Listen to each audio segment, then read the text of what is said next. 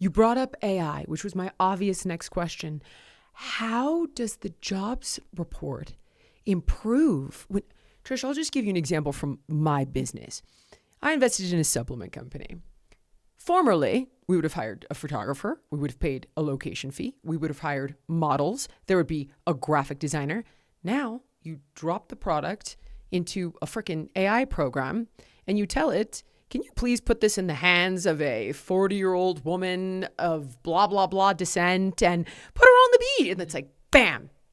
All of those jobs have just been wiped.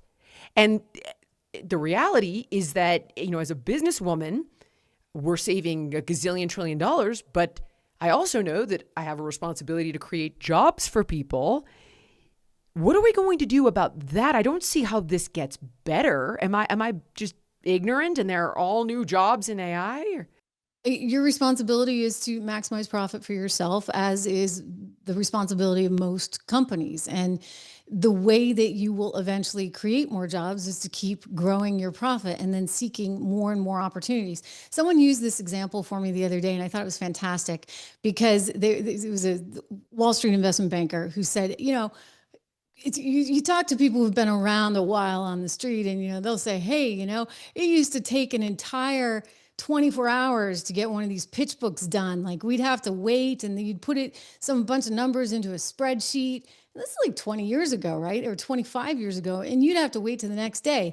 Nowadays, you just pop the numbers into Excel, you hit a button and there you go. But here's the thing, Jillian, the number of people working on Wall Street is vastly more, right? Like is multiplied by massive numbers compared to 25 years ago when you couldn't, or 30 years ago when you couldn't do that so quickly. So I think what ultimately happens is we don't know how the economy is going to change.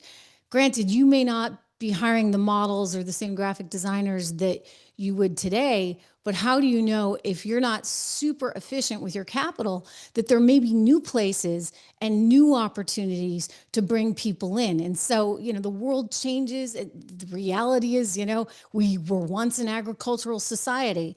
And a lot of people wanted us to stay in agricultural society. And then came the Industrial Revolution and things change and it happens.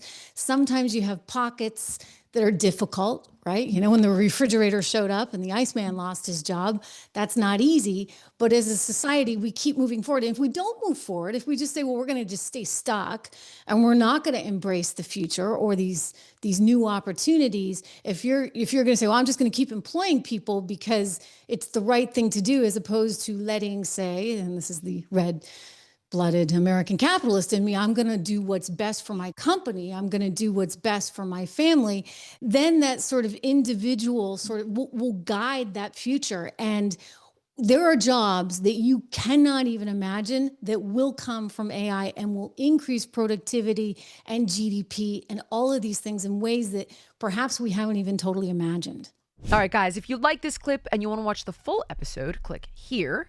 And if you want more content like this, you can subscribe to the show by clicking here.